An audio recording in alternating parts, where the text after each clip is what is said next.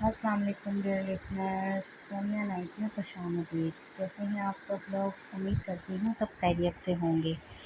تو addict novel کا آج ایپیسوڈ نمبر 4 ریڈ کرنے جا رہی ہوں۔ امید کرتی ہوں کہ آپ کو یہ ناول پسند آ رہا ہوگا۔ میرے چینل کو لائک، شیئر اور سبسکرائب کرنا مت بھولیے گا۔ Addict by Zainab Rajput, episode 4۔ تو سٹارٹ کرتے ہیں ناول۔ یہ سال میرے بچے کہاں تھے تم؟ دروازے کے پار بکھرے حلیے میں کھڑے یسال کو دیکھتی ذکیہ بیگم بھاگتی اس کے پاس گئی، اس کے چہرے اور وجود کو چھوتی جیسے وہ خود کی تسلی کر رہی تھی کہ یسال ٹھیک ہے۔ یسال کی آنکھیں حد درجہ سرخ تھیں، شیروانی ابھی تک اس کے وجود پر موجود تھی۔ ڈھلتی شام کے اس پہر وہ کوئی ہارا ہوا مسافر دکھ رہا تھا جس کا سامان راستے میں اس سے لوٹ لیا گیا ہو۔ محلے کی کئی عورتیں گھروں کی چھتوں اور دروازوں سے جھانکتی یسال کو دیکھ رہی تھیں۔ ارے کیا دیکھ رہی ہو؟ کیا کبھی دیکھا نہیں میرا چاند سا بیٹا؟ دفع ہو جاؤ، شکل گم کرو اپنی۔ ذکیہ بیگم ان عورتوں پر چیختی چلاتی یسال کو بازو سے تھامے اندر چلی گئیں۔ یسال نڈھال قدموں سے ان کے ساتھ چل رہا تھا، جسم پر تھکاوٹ طاری تھی۔ وہ بمشکل سے ان کے ساتھ ہم قدم ہو رہا تھا، جبکہ بیٹے کی حالت پر ذکیہ منہ بھر بھر کر ایزل کو کوس رہی تھی۔ ماما بس کر دیں، وہ بے بسی سے بولا۔ اسی لیے تو وہ گھر واپس نہیں آ رہا تھا۔ ارے کیا بس کروں؟ شادی کے دن بھاگ گئی وہ بھگوڑن، ہم سب کے منہ پر کالک مل کر باپ کو جیتے جی مار دیا۔ ارے جانے کس یار کے ساتھ بھاگی ہے؟ وہ یسال کے منع کرنے کے باوجود بھی باز نہیں آئی تھی۔ پرویز صاحب جاوید کے گھر کے لیے نئے کرایہ دار ڈھونڈنے گئے تھے اور ذکیہ کی اکلوتی بیٹی صفا پڑوس میں دوست کے یہاں گئی تھی۔ اماں آپ جانتی ہیں وہ مجھ سے شادی کرنا چاہتی تھی، آپ پلیز اسے کچھ مت کہیں، وہ بے بسی سے کہتا اپنے روم کی طرف بڑھا تھا، جبکہ ذکیہ تو ابھی تک اس کی طرفداری پر کلس کر رہ گئیں۔ آنکھوں میں ہوتی شدید جلن کے سبب ایزل کی آنکھیں بمشکل سے کھل پائی تھیں۔ بخار سے اس کا سر بری طرح سے درد کر رہا تھا۔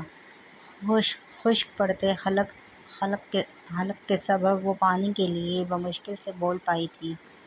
شامیر جس کی آنکھ تھوڑی ہی دیر پہلے لگی تھی کسی کی بے چین سی آواز اپنے بے حد قریب سے سنتے وہ مندی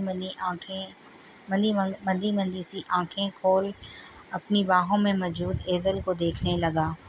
دماغ جیسے ہی بیدار ہوا اور اپنے وجود میں اترتی تپش کو محسوس کرتے وہ تیزی سے اٹھا، تکیے پر کوہنی ٹکائے ایزل کے ماتھے کو چیک کرنے لگا جو بخار سے تپ رہا تھا۔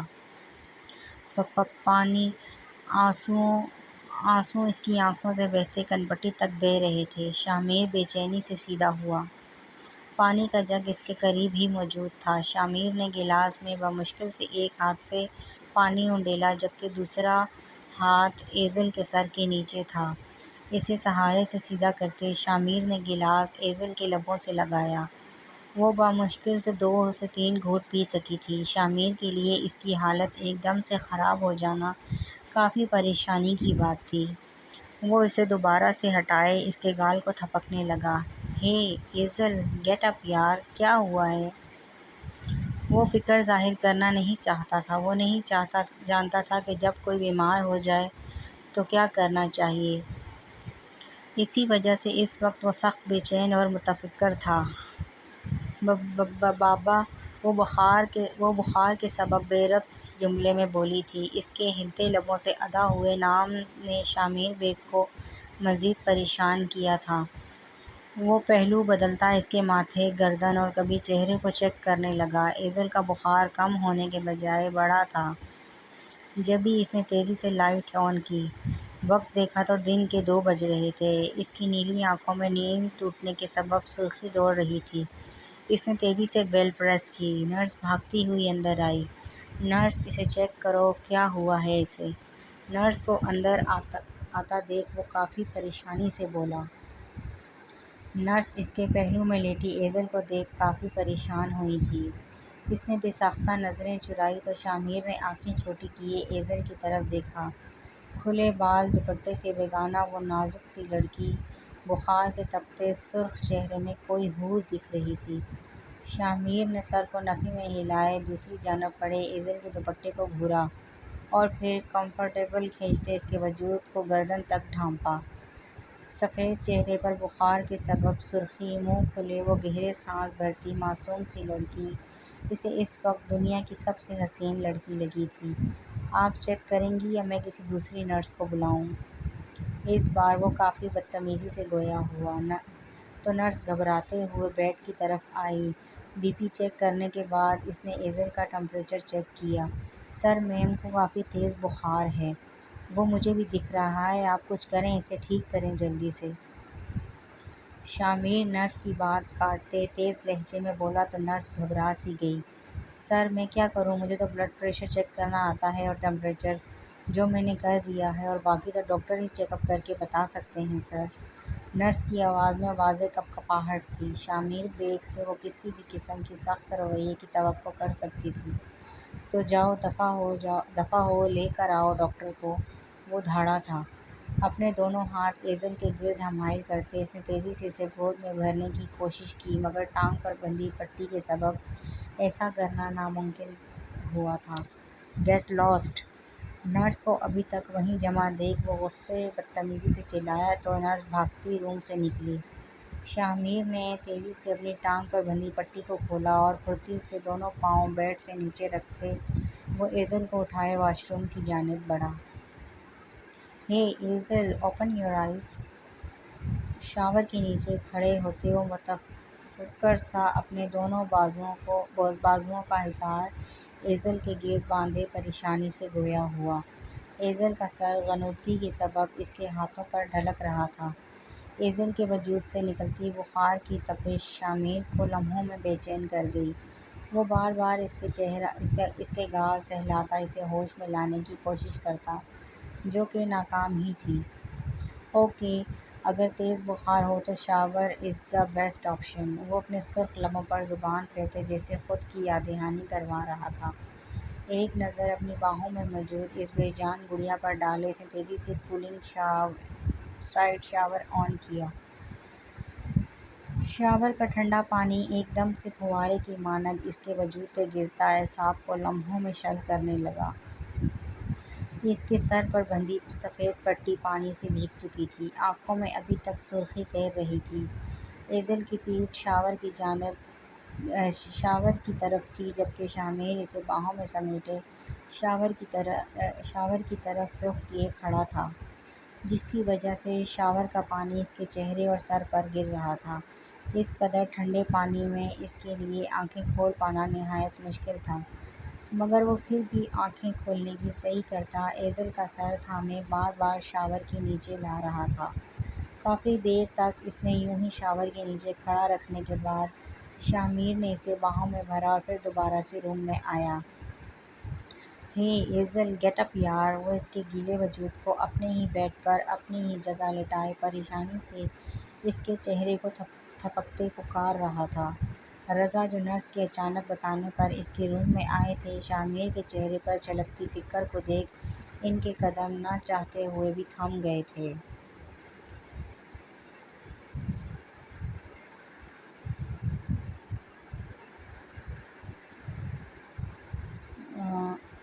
کہاں گیا؟ ماتھے پر بل ڈالے وہ اپنے بیٹے کی پشت کو دیکھ رہے تھے جو کسی ملازم کے گیلے پاؤں یا ہاتھ تک اپنی چیزوں حتیٰ کہ بیڈ روم میں برداشت نہیں کرتا تھا، اور آج وہ ایک معمولی ملازم کی لڑکی کے گیلے وجود کو اپنے ہی بستر پر ڈالے اس کے پاس پریشانی سے بیٹھا اسے اٹھا رہا تھا۔ وہ کئی لمحوں تک یوں ہی کھڑے رہے۔ شامیر بیگ کا یہ رخ بالکل الگ تھا۔ اتنی پرواہ، اتنی فکر تو انہوں نے کبھی اپنے بیمار ہونے پر بھی اس کے چہرے پر نہیں دیکھی تھی۔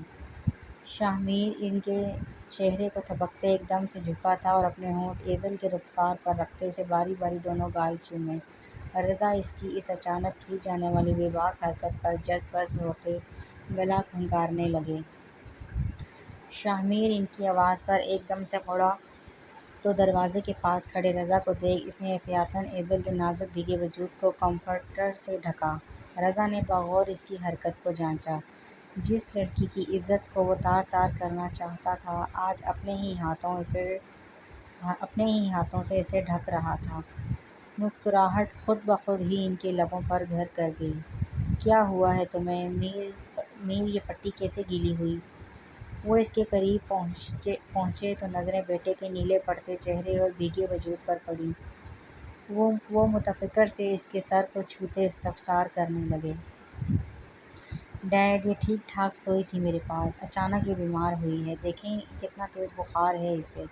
میں نے نرس کو بولا ہے ڈاکٹر کو بلائیں۔ وہ پریشانی سے انہیں بتاتا پھر سے ایزل کی طرف متوجہ ہوا تھا۔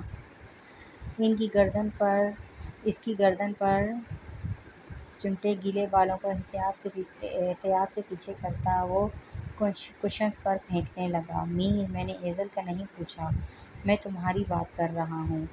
گہری سانس بھرتے وہ لفظوں پر زور دیتے بولے تو شامیر کے چلتے ہاتھ ایک پل کو رک گئے۔ وہ فریز سا ایزل کے حسین چہرے کو دیکھنے لگا۔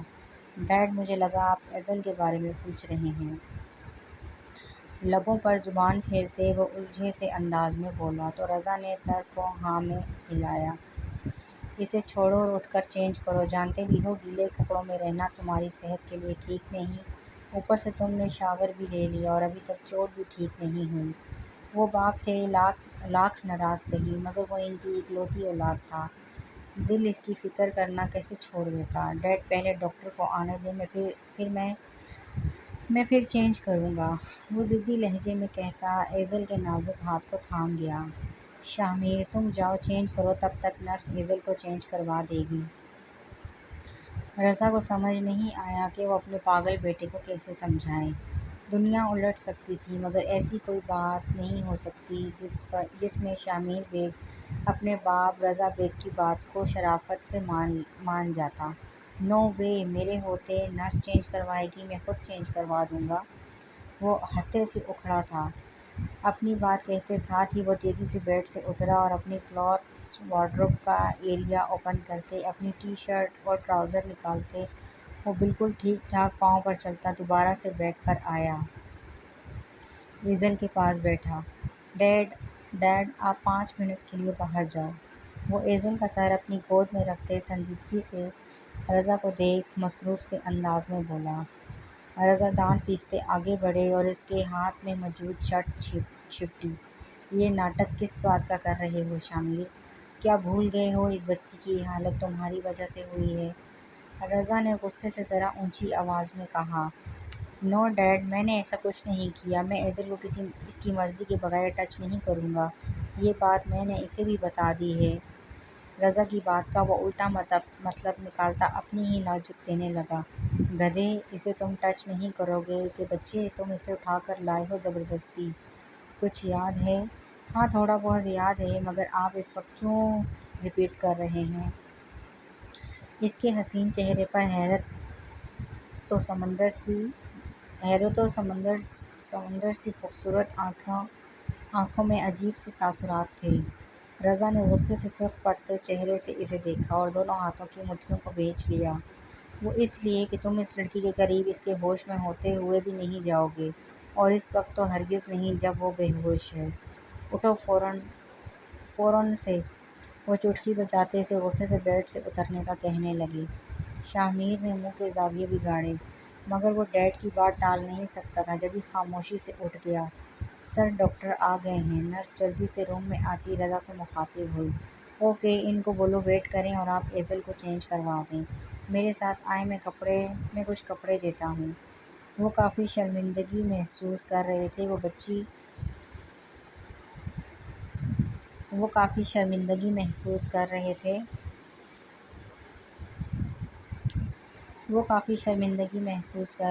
بچی 2 دن سے ان کے گھر تھی اور ابھی تک انہوں نے اس کے لیے کپڑے تک نہیں منگوائے تھے۔ وہ نرس کو ساتھ لے جا رہے تھے تاکہ فی الوقت کے لیے تہمینہ بیگم کے کوئی کپڑے ایزل کو پہنانے کے لیے دے سکیں۔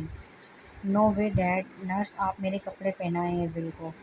شامیر تیزی سے آگے ہوتے ان کا راستہ روکے سنجیدگی سے گویا ہوا تو رضا نے دانت پیسے۔ شامیر یہ وقت نہیں ضد کرنے کا، حالت دیکھو بچی کی۔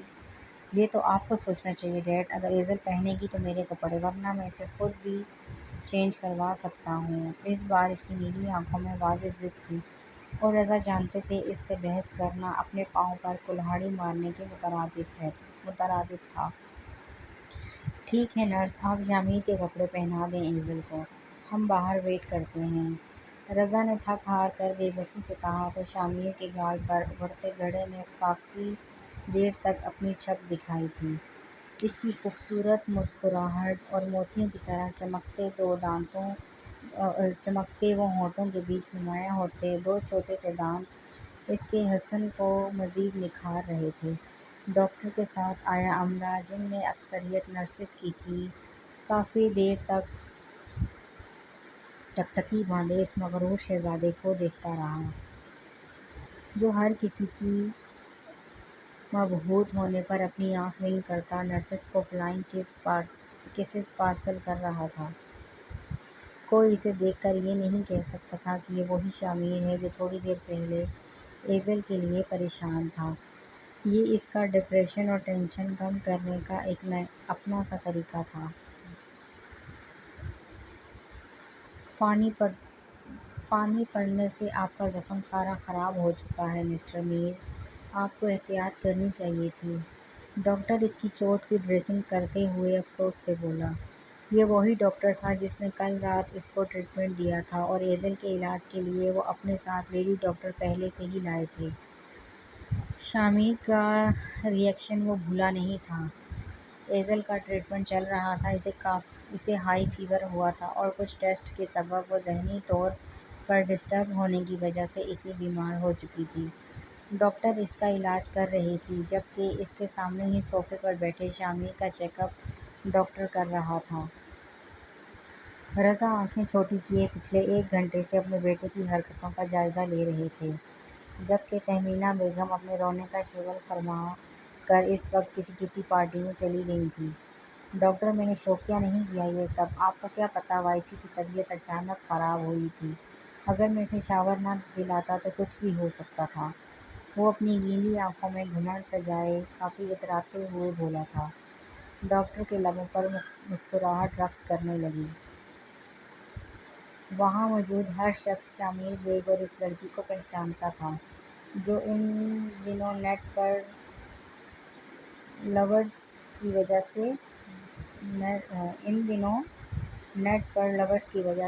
توجہ کی وجہ سے نیٹ کی زینت بنے ہوئے تھے، اور سب کی نظر میں یہ ایک پسند کی محبت والی شادی تھی، جس کے سبب وہ شامیر کے اس قدر پریشان ہونے پر بھی رضا کی طرح حیران نہیں تھے۔ اوکے ڈاکٹر، میں ذرا 2 منٹ میں آیا۔ اس کے سیل پر کافی دیر سے رباب کی کال آ رہی تھی، جسے وہ اگنور کرتا رہا تھا، مگر اب ڈریسنگ ہوتے ہی وہ خوبصورتی سے مسکراتے سیل اٹھائے جگہ سے اٹھ کھڑا ہوا۔ 1 منٹ شامیر، ادھر آؤ۔ وہ کال بیک کر رہا تھا رباب کو جب رضا نے سنجیدگی سے اسے پکارا۔ وہ گردن موڑے انہیں دیکھتا واپس روم میں گیا۔ وہ ان کے سامنے رکا۔ یس ڈیڈ، کیا ہوا؟ وہ ماتھے پر بل ڈالے انہیں دیکھتے پوچھنے لگا۔ رضا آگے بڑھے، ان کے ہاتھ ان کی پشت پر بندھے تھے۔ تمہارے تو سر اور ٹانگ دونوں پر چوٹ آئی تھی، تو تمہاری ٹانگ ایک ہی دن میں کیسے ٹھیک ہوئی؟ کیوں ڈاکٹر؟ وہ سنجیدگی سے اس کی ٹانگ کو دیکھتے ایک نظر ڈاکٹر پر ڈالے پھر سے شامیر کو دیکھنے لگے۔ ڈاکٹر کا چہرہ لمحوں میں تاریک پڑا تھا، اسے اپنی نوکری خطرے میں لگی۔ اس نے تھوک نکلتے شامیر بیگ کو دیکھا، جو یوں ہی اطمینان سے کھڑا جیسے کچھ ہوا ہی نہ ہو۔ So what dad? آپ ڈاکٹر کو مت دیکھیں، اس بیچارے کو میں نے بتایا تھا کہ مجھے کہاں کہاں چوٹ آئی ہے، تو اس نے صرف میری بتائی جگہ پر پلاسٹر باندھا اور کچھ نہیں۔ تو مطلب ڈاکٹر تم نے جھوٹ بولا؟ ان کا لہجہ بے حد سنجیدہ تھا، آنکھوں میں غصے کے سبب شعلے اگل رہے تھے۔ نو ڈیڈ، ڈاکٹر کی کوئی غلطی نہیں، چوٹ شامیر بیگ کو آئی تھی تو شامیر نے ہی بتانا تھا نا کہ کہاں کہاں آئی ہے چوٹ۔ اور ڈاکٹر نے بس میری بات مان کر مجھے ٹریٹمنٹ دیا ہے۔ وہ نیلی آنکھوں والا مغرور شہزادہ اب خوفزدہ سے کھڑے ڈاکٹر کے کندھوں پر ہاتھ پھیلائے رسان سے اپنے باپ کو اپنا لاجک سمجھانے لگا۔ مطلب ان کے صبر کا ایک اور کڑا امتحان تھا۔ تو اس کا مطلب کہ شامیر بیگ نے جھوٹ بولا۔ وہ اس بار غصے سے لال پیلے ہوتے شامیر کو دیکھتے غرائے تھے۔ ڈاکٹر کا چہرہ پسینے سے تر تھا جبکہ ٹانگیں بری طرح سے کانپ رہی تھیں۔ نو ڈیڈ، میں نے جھوٹ نہیں بولا، مجھے سچ میں چوٹ آئی ہے۔ یو نو واٹ، پہلے میں نے سوچا تھا کہ کار ایکسیڈنٹ کا پلان ٹھیک رہے گا۔ پھر میں نے سوچا کہ اس سے اگر مجھے زیادہ چوٹیں آئیں تو آپ میری بیماری کا فائدہ اٹھا کر وائفی کو مجھ سے دور بھیج دیں گے، تو اسی لیے میں نے پلان کو چینج کر دیا۔ اور وائن کی بوتل آپ کو پتہ ہے کتنی زبردست لگتی ہے؟ اف، یہ حمزہ تو کانپ رہا تھا مارتے وقت۔ پھر مجھے خود ہی مارنا پڑی اپنے سر پر، اور کیا خون بہا، اف۔ وہ لقمے لگاتا فلیش بیک میں پہنچا، اپنی ساری کارستانی کسی فلم کے سین کی طرح سنا رہا تھا۔ رضا نے مٹھیاں بھینچ لی مگر چہرہ بے تاثر تھا، جبکہ ڈاکٹر اصل حقیقت سنتا بے حال ہو چکا تھا۔ اور ٹانگ کا ڈرامہ اس لیے کیا تاکہ آپ کو یقین ہو سکے کہ آپ کے بیٹے کو زیادہ چوٹ آئی ہے۔ وہ ہاتھ جھاڑتا اپنے ہونٹوں کو موڑے آنکھیں پھیلائے ہنستا ہوا گویا ہوا۔ رضا کی آنکھوں میں خون اترا تھا۔ شاہمیر، وہ غصے سے چلائے تھے، ان کا بی پی شوٹ کر گیا۔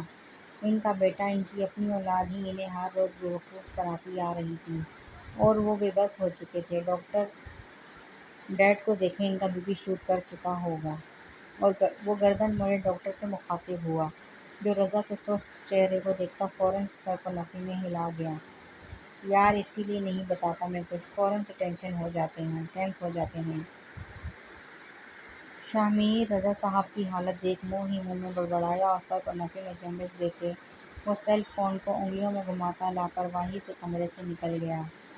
حمزہ، اگلے 20 منٹ میں گھر پہنچو۔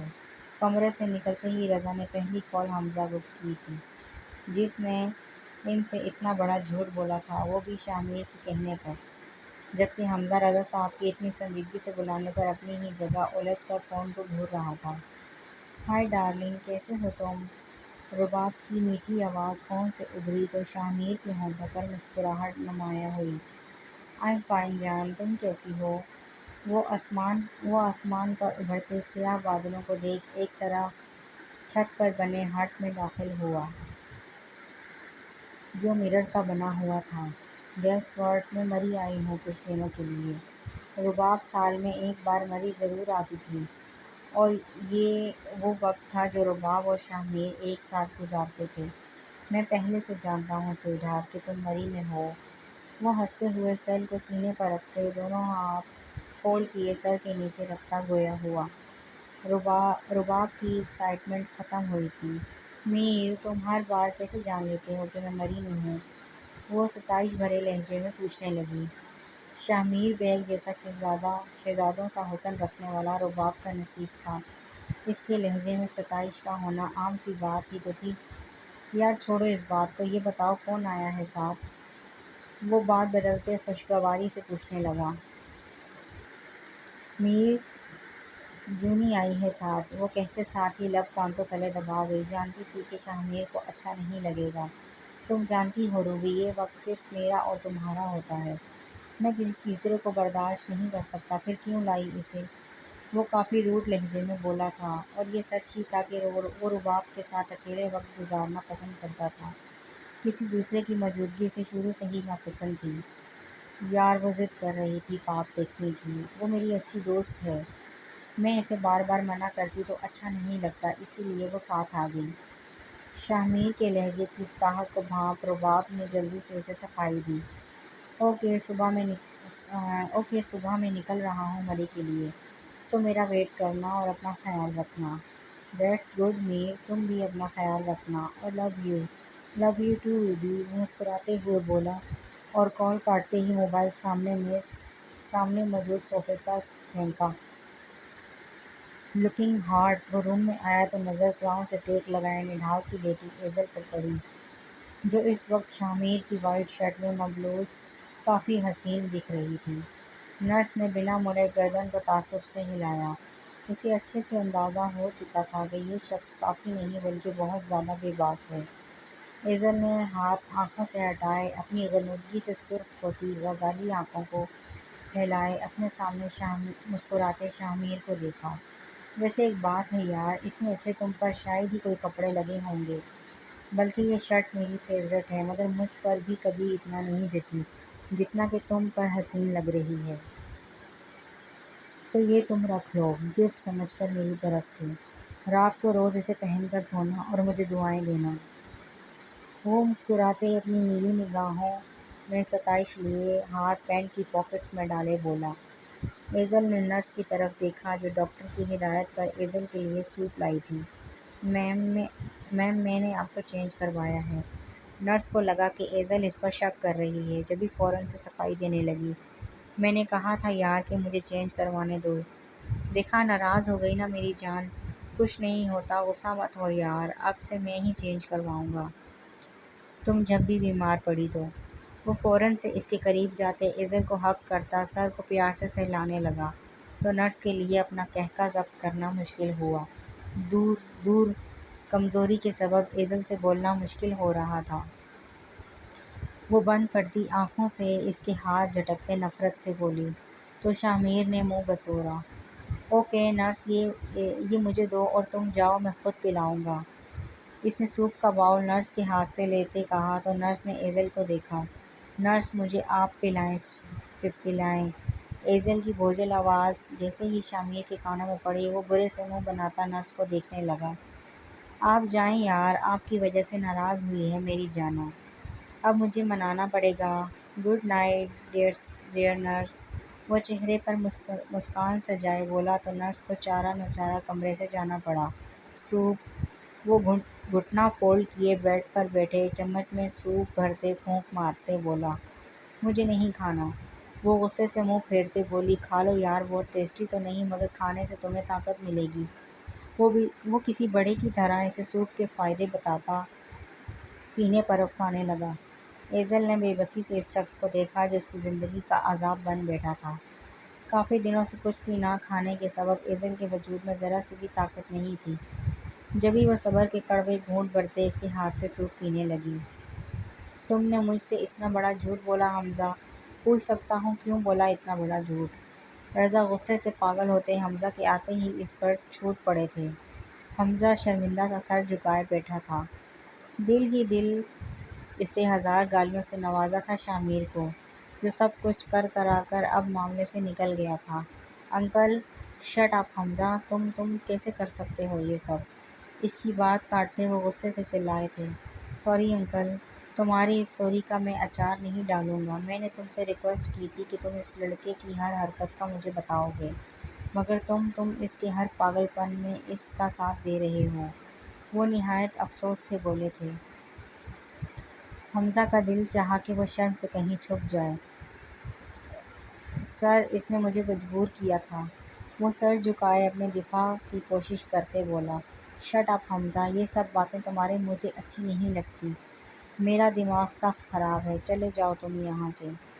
اور وہ رخ پھیرتے غصے سے بولے تو حمزہ شرمندگی سے سر جھکائے ایک بار پھر سے معذرت کرتا وہاں سے نکلا۔ تم جاؤ اب یہاں سے، مجھے نیند آئی ہے۔ ایزل نے بمشکل سے تھوڑا بہت سوپ زہر مار کرتے پیا تھا۔ اس نے اکتائے ہوئے لہجے میں منہ موڑتے کہا تو شاہ میر نے کندھے اچکاتے سوپ کا باؤل دوبارہ سے میز پر رکھا۔ میڈیسن نرس تھوڑی دیر پہلے ہی کھلا چکی تھی، ویسے بھی وہ شاہ میر کے ہاتھوں سے کھانے سے اچھا ایسے ہی رہنا پسند کرتی۔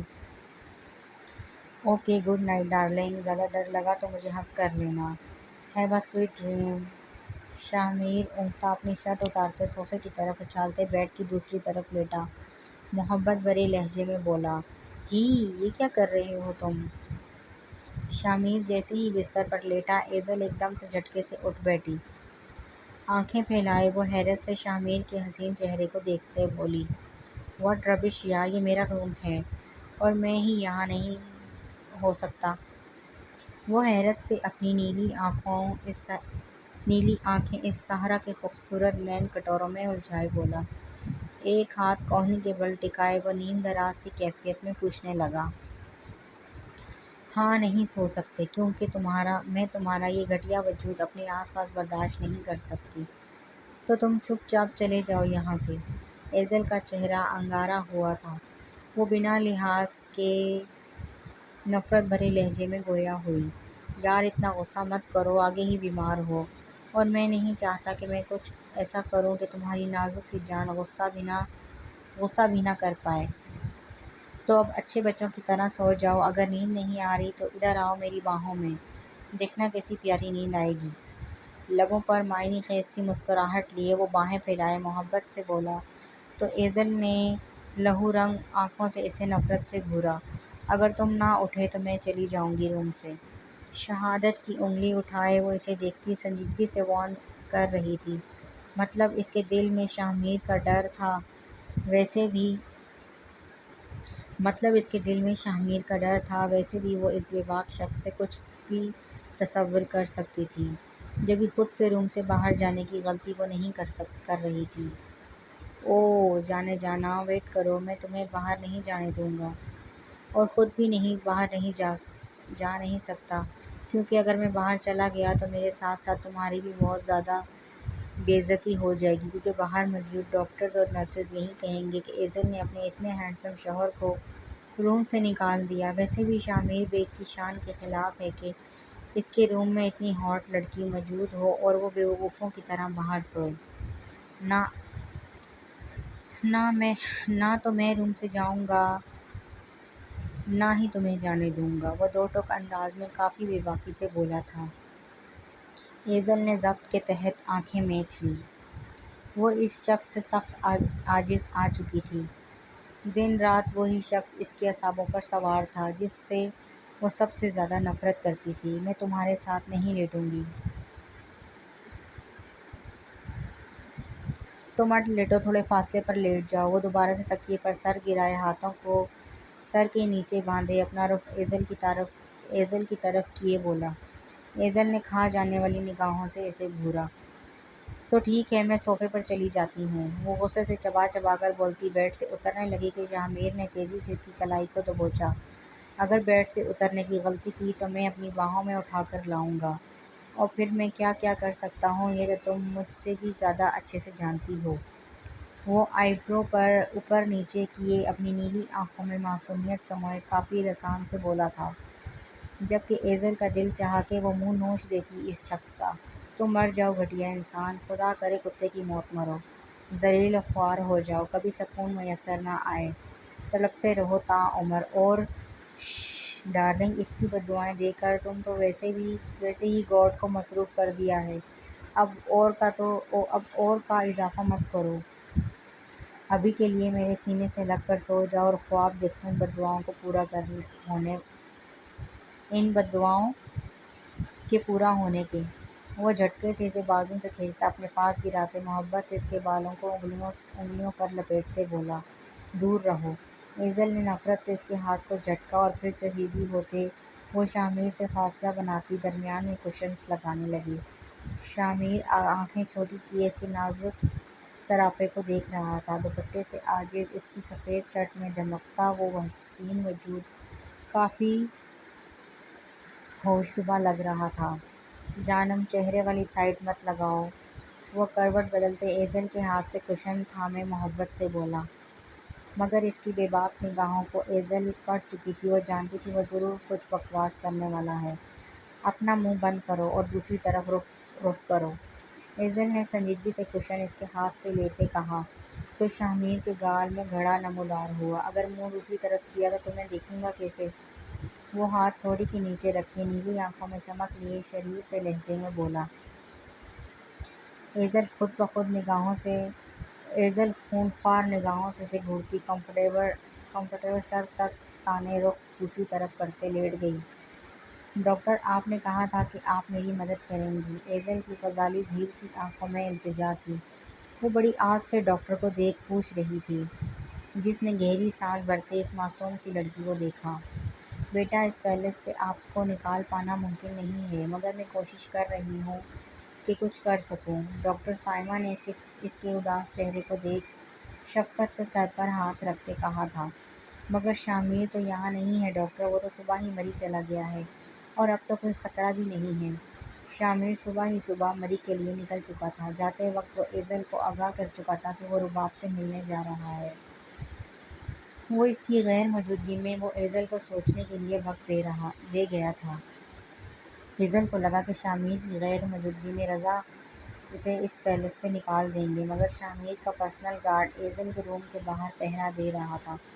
یقیناً اور رضا تو کیا کسی کو بھی ایزل کو وہاں سے لے کر جانے نہ دیتا۔ ڈاکٹر سائمہ نے ایزل سے رات کو ہی مدد مانگی تھی۔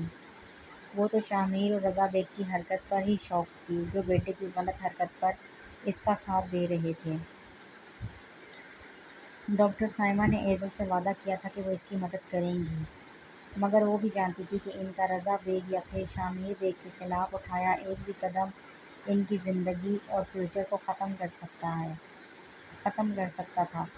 ہاں بیٹا، میں جانتی ہوں شامیر گھر پر نہیں، مگر اس کا گارڈ کسی کو روم میں نہیں آنے دے رہا۔ میں بھی بہت مشکل سے آئی ہوں۔ شامیر سے کال پر اس کی بات کروائی تو تب اس گارڈ نے مجھے اندر آنے دیا۔ تو اب کیا ہوگا ڈاکٹر؟ ایزل کو اس کیس سے نکلنے کا کوئی راستہ نہیں دکھ رہا تھا۔ اب تو اس گھر میں اس کا دم گھٹنے لگا تھا۔ تم پریشان مت ہو بیٹا، میں کل تک کچھ کرتی ہوں، کیونکہ زیادہ دن میں نہیں آ پاؤں گی۔ ویسے بھی اب آپ کی طبیعت آگے سے بہتر ہے، تو رضا بیگ خود بھی یہی چاہیں گے کہ میں اب نہ آؤں۔ ڈاکٹر سائمہ معاملے کی سنگینی سے واقف تھی۔ وہ جانتی تھی کہ ایزل کو وہاں سے نکال پانا بے حد دشوار ہے، مگر وہ اپنے ضمیر کو مردہ نہیں کر سکتی تھی۔ تم خیال رکھنا ایزل، میں کل پھر سے آؤں گی، تم بس کسی طرح سے اس کمرے سے نکلنے کا راستہ ڈھونڈو۔ ایزل کی طرف دیکھتی وہ کافی سنجیدگی سے گویا ہوئی تو ایزل خود بھی پریشان ہوئی تھی۔ شامیر کے جانے کے بعد سے اب تک اس گارڈ نے ایزل کو اس روم سے نہیں جانے دیا تھا۔ اور تو اور رضا جو کپڑے لائے تھے وہ بھی گارڈ نے باہر سے واپس بھیج دیے کہ یہ شامیر کا حکم تھا کہ ایزل اس کے منگوائے سوٹ میں سے کچھ بھی پہن سکتی ہے، مگر وہ اس کے ڈیڈ کے لائے کپڑے نہیں پہنے گی۔ رضا نے اسے کال کی تھی، مگر وہ ہمیشہ کی طرح اپنی ضد پر ڈٹا رہا۔ چارہ ناچارہ ایزل کو شامیر کے منگوائے کپڑوں میں سے ہی ایک سوٹ زیب تن کرنا پڑا تھا، جس پر دوپٹہ تو سرے سے تھا ہی نہیں، مگر ایزل نے پرانے دوپٹے کو ہی سر پر لپیٹ رکھا تھا۔ اب جو ہوگا کل ہوگا، کل اس قید میں تمہارا آخری دن ہے، میں کسی بھی طرح سے تمہیں یہاں سے نکال کر رہوں گی۔ ڈاکٹر سائمہ نے ایک عزم سے کہتے ایزل کے کندھوں پر ہاتھ رکھا تو ایزل نے سکون سے گہرا سانس بھرا۔ کافی؟ وہ چھت پر کھڑا تھا جب رباب کافی کا مگ لیے اوپر آئی۔ Thanks darling. مگ اس کے ہاتھ سے لیتے شامیر نے مسکراتے ہوئے شکریہ ادا کیا۔ ویسے تم صبح سے آئے ہو، مگر اس بار کوئی آؤٹنگ نہیں، کہ اتنے بورنگ کب سے ہو گئے ہو تم؟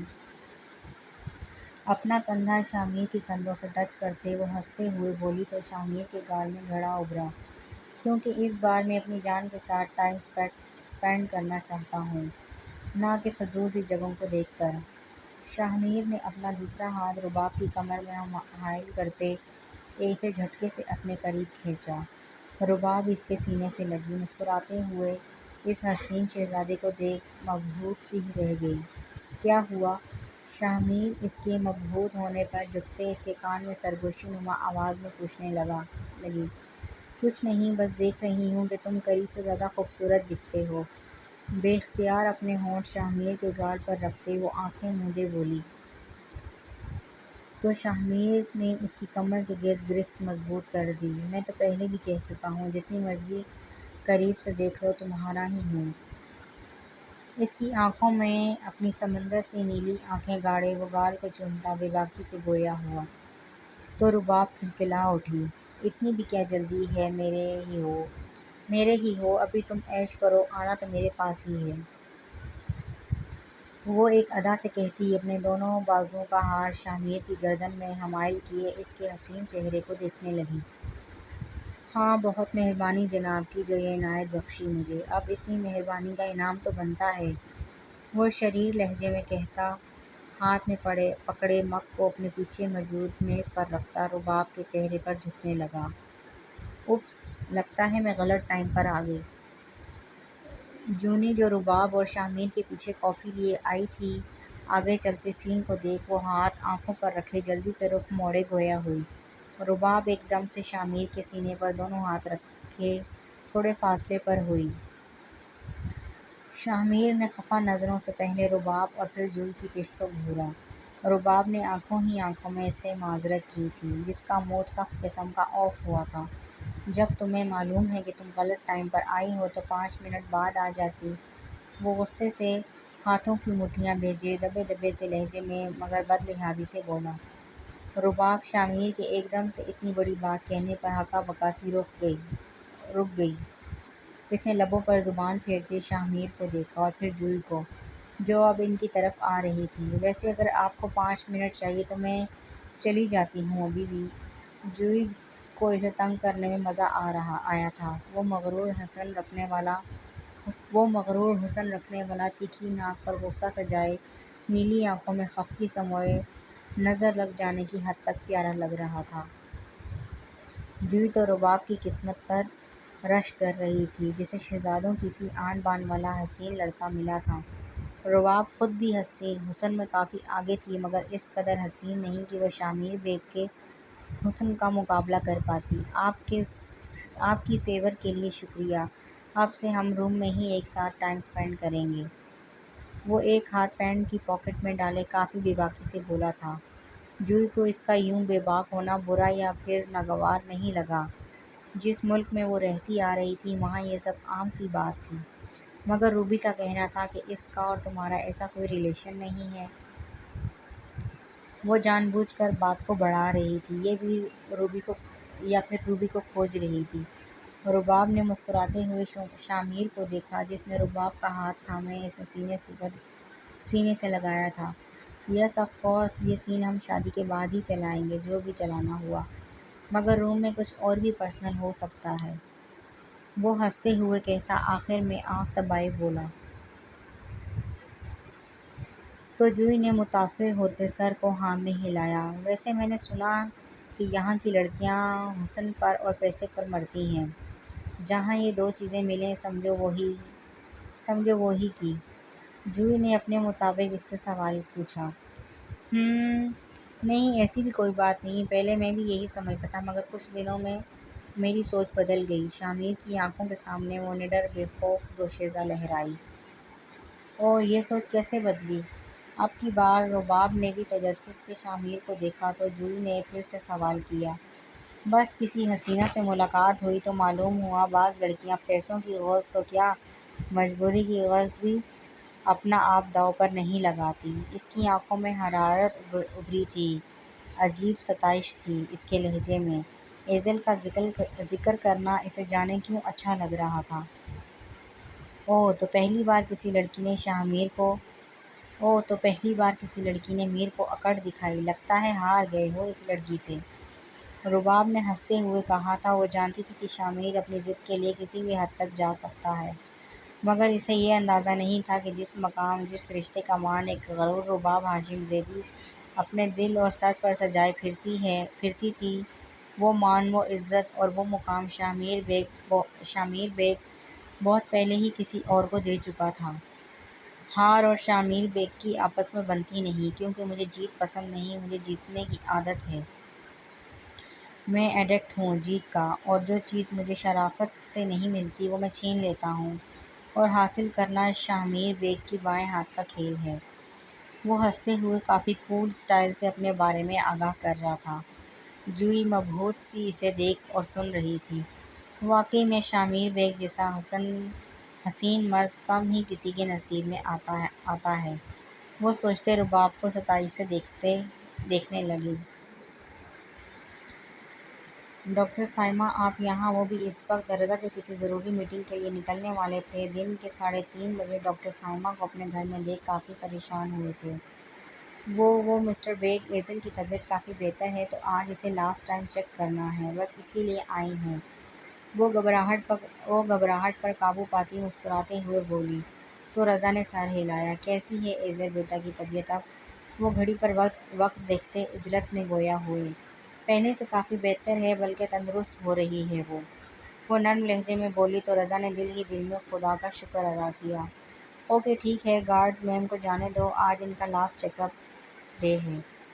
رضا جانتے تھے ان کے کہنے کا اثر تو نہیں ہوگا، مگر وہ پھر بھی بولے تھے۔ گارڈ نے غصے بھری نگاہوں سے ڈاکٹر سائمہ کو دیکھا اور پھر شامیر کو کال کرنے لگا۔ آپ کے پاس صرف 5 منٹ ہیں، وہ ہمیشہ کی طرح اپنی روکدار آواز میں بولا تو ڈاکٹر سر کو ہاں میں ہلاتی اندر گئی اور دروازے کو اندر سے لاک کر دیا۔ ایزل بیٹا تم تیار ہو؟ ڈاکٹر کھڑکی کے پاس کھڑی ایزل کے قریب جاتے ہوئے گوشی نما آواز میں پوچھنے لگی۔ تو ایزل نے اسباب میں سر ہلایا۔ اوکے تم اس ونڈو سے آرام سے جانا اور نیچے لان والے ایریا میں چھپ جانا، میں یہاں سے سیدھی گیٹ سے باہر جاؤں گی اور بیک سائڈ پر ڈور سے دور گاڑی روکوں گی، تم کسی بھی طرح سے دیوار پر لانگ کر باہر نکل آنا تو ہمارا کام ہو جائے گا۔ اوکے ڈاکٹر آپ نکلے میں آتی ہوں، ایزل نے دھیمی آواز میں کہا تھا۔ وہ جانتی تھی کہ ڈاکٹر سائمہ کی گاڑی پیلس کے اندر داخل ہوتے اور باہر نکلتے وقت چیک ہوتی ہے، جبھی یہ مشکل راستہ اپنایا تھا انہوں نے۔ اوکے بیسٹ آف لک بیٹا، ڈاکٹر نے اس کا چہرہ تھپکتے محبت سے کہا تو ایزل نے سر کو اسباب میں ہلایا۔ ڈاکٹر سائمہ کے جانے کے ٹھیک 5 منٹ بعد ایزل نے روم کو لاک کرنے کے بعد کھڑکی کو آہستگی سے کھولا۔ وقت 3:40 ہوا تھا اور 4 بجے گارڈ پھر سے لان والے ایریا کا چکر لگاتے آتے۔ ایزل نے کل سے سارا دھیان رکھا تھا اور بہت ہوشیاری سے یہ منصوبہ بنایا تھا۔ اس کے پاس 20 منٹ تھے اس قید سے نکلنے کے لیے۔ وہ ایک آرام دہ سوٹ پہنے ہوئے تھی تاکہ اسے بھاگنے اور دیوار پر لانگنے میں آسانی رہے۔ لان میں لگائی پھولدار جھاڑیوں کے بیچ گھٹنوں کے بل چلتی وہ بیرونی گیٹ کی دیوار تک پہنچنے میں کامیاب ہوئی تھی، مگر کوہنیوں پر خراشیں ضرور آئی تھیں۔ ایزل نے ہراساں نگاہوں سے آگے پیچھے دیکھا۔ دیوار پر چڑھنے کا کوئی طریقہ نہیں تھا۔ وہ اب صحیح معنوں میں ڈری تھی۔ نہیں، چاہے کچھ بھی ہو جائے، میں اس گھٹیا انسان کو اس کے ارادوں میں کبھی کامیاب نہیں ہونے دوں گی۔ وہ دانت پیستے نفرت سے شامیر کا سوچتے مضبوط ارادے سے دیوار پر چڑھنے کی ترغیب سوچنے لگی۔ ماں اس کی نظر دیوار کے ایک سرے پر ہوئے سوراخ پر پڑی۔ دیوار کافی اونچی تھی مگر وہ اپنا ایک پاؤں اس سوراخ میں اٹکا کر کود سکتی تھی۔ بہت کوشش کے بعد بالآخر وہ دیوار کے آخری سرے تک پہنچ پائی تھی۔ ایزل نے دیوار پر سہارے سے بیٹھتے اپنے ماتھے پر آتے پسینے کو صاف کیا اور بنا ڈرے یکدم سے چھلانگ لگائی۔ وہ بری طرح سے گری تھی، پاؤں مڑتے مڑتے بچا تھا، مگر اس کی ہمت ٹوٹی نہیں تھی۔ کھلی فضا میں آنکھیں موندے ایک گہرا سانس لیتی وہ ایک دم اٹھی تو نظریں سڑک کے پار کھڑی ڈاکٹر سائمہ پر پڑی۔ چہرے پر لگی مٹی کو صاف کرتے ایزل نم آنکھوں سے کافی دنوں بعد مسکرائی تھی۔ یہ ایک پھولوں سے سجی خوبصورت وادی تھی جس پر چاروں طرف نظریں پڑتی تو مختلف اقسام کے خوبصورت آنکھوں کو خیزہ کرتے پھول دکھائی دیتے۔ اس کے سفید مومی پاؤں جوتے سے آزاد تھے۔ وہ خواب کسی کیفیت میں ان پھولوں پر پاؤں رکھتا سہج سہج کر آگے بڑھ رہا تھا۔ حسین لبوں پر ہمیشہ سے رہنے والی جان لیوا مسکراہٹ قائم تھی، مگر اس کی نگاہیں بے قراری سے کسی کو ڈھونڈ رہی تھی جو کہیں نظر نہیں آئی تھی اسے۔ وہ سفید پھولوں کی راہ گزر سے گزرتا اس خوبصورت شیشے کے محل میں داخل ہوا تھا۔ یہاں قدم رکھتے ہی اس کے کانوں میں اس ساحرہ کا دلفریب قہقہ شامیر کے کانوں میں گونجا۔ وہ بے قراری سے گول گول گھومتا اسے ڈھونڈنے لگا تھا۔ اس کی آنکھوں کے سامنے اس حسین دلربا کا لباس لہرایا۔ سفید جالی دار پوشاک جو شامیر کے چہرے کے پاس سے ہوتی کسی دھن کی طرح گزری تھی۔ وہ کسی مجنوں کی طرح اس سمت بھاگا تھا جہاں وہ کھلکھلاتی غائب ہوئی تھی۔ اس کے ریشم سے حسین بال اس کے بھاگنے پر اس آگے پیچھے ہوتے شامیر کی دھڑکنوں کو منتشر کرنے لگے۔ ماں اس کی نیلی آنکھوں میں خوف تیرا۔ وہ حسین لڑکی جس راستے پر جا رہی تھی وہاں آگے گہری کھائی تھی۔ شامیر ایک دم سے مجمد ہوا تھا۔ خوبصورت لب پھڑپڑانے لگے مگر وہ اسے پکار نہیں پا رہا تھا۔ وہ لڑکی ایک ادا سے اسے اپنے پیچھے بلا رہی تھی۔ شامیر اندھا دھند بھاگا تھا۔ اس کا نازک ہاتھ تھامے اسے جھٹکے سے کھینچتا تو وہ نازک سی لڑکی اس کے سینے سے آ لگی۔ شامیر کے دل کی دھڑکنیں خوف سے منتشر ہوئی تھی۔ ایزل نے ہنستے ہوئے اپنا سر اس کے سینے سے نکالتے اسے کیا ہوا پوچھا۔ شاہ میر کا چہرہ زرد تھا، خوف سے دھڑکنیں دوڑ رہی تھیں۔ شاہ میر نے کپکپاتے ہاتھوں میں اس کا حسین چہرہ بھرا تھا اور وہ اب بھی مسکرا رہی تھی۔ اپنے دہکتے لب اس کے نقش پر ثبت کرتا وہ جی جان سے گھبرایا اپنے ڈر کو مات دے رہا تھا۔ کیا ہوا، ڈر گئے تھے؟ اپنے لبوں پر اسے جھکتا دیکھ ایزل نے فوراً سے شاہ میر کے ہونٹوں پر ہاتھ رکھا۔ اتنا ڈرے ہوئے کیوں ہو شام؟ کیا لگا تھا میں چھوڑ جاؤں گی؟ اس کے حسین چہرے کا طواف کرتی وہ حسین گڑیا کھلکھلاتے ہوئے بولی۔ تو شاہ میر کے گال پر ابھرتا گڑھا مزید گہرا ہوا۔ میں جانے نہیں دوں گا کہیں بھی، وہ ضد بھرے لہجے میں آنکھوں میں جنون سمٹے بولا۔ آہا، ایسا تو ممکن نہیں۔ وہ ہنسی تو ہنستی چلی گئی۔ فضا اس کے ہوشربا کہکے سے مہک اٹھا تھا۔ اس کی چاندنی سی مسکراہٹ جیسے پھولوں کو مہکا رہی تھی۔ آسمان پر اڑتی کوئلیں ان دونوں کے سروں پر چہچہاتی پھر رہی تھیں۔ نیلا آسمان برف کی ننھی سی بوندوں سے ان دونوں کے وجود کو سجا رہا تھا، جیسے ایک تحفہ دے رہا ہو انہیں۔ ان کے آگے پیچھے موجود وہ خوبصورت 7 رنگوں کے پھول ہوا کے دوش پر ان دونوں کو چھوتے تو پھر مسرور سے ہوتے کلی سے پھول میں کھل جاتے۔ وہ ہنسی تو شاہ میر کو لگا کہ جیسے وہ اس کے جذبات کا مذاق اڑا رہی ہو۔ شاہ میر کے لب سمٹے، وہ حیرانگی سے ایک دم سے 400 چھاتی اس دھند میں آنکھیں پھیلائے اپنے ہاتھ سے مسلتے ایزل کے ہاتھ کو دیکھنے لگا۔ برف چھٹ گئی تھی، پھولوں سے مہکتی وادی ایک دم سے ویرانے میں بدلنے لگی۔ وہ شیشے کا محل اب کانٹوں اور چاردھار جھاڑیوں سے سجا وحشت کا انوکھا سا منظر برپا کر رہا تھا۔ وہ حواس باختگی کے عالم میں اس بدلتے ماحول کو دیکھتا اپنے ہاتھ پر ایزل کے ہاتھ کو نہ پاتے تڑپا تھا۔ ایزل! ایک دم سے وہ دھند کی طرح غائب ہوئی تھی۔ وہ پاگلوں کی طرح اسے ڈھونڈنے لگا، ہر راستے پر، کوچے پر، مگر وہ جا چکی تھی۔ وہ اسے پھر سے خود سے دور جاتا دیکھ حلق کے بل چلایا تھا۔ فضا میں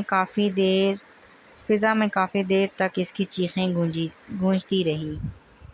جی تو فرینڈز، آج کے لیے اتنا کافی۔ انشاءاللہ نیکسٹ ایپیسوڈ میں جلدی ریڈ کروں گی اور اپنے لسنرز کو سناؤں گی۔ اللہ حافظ۔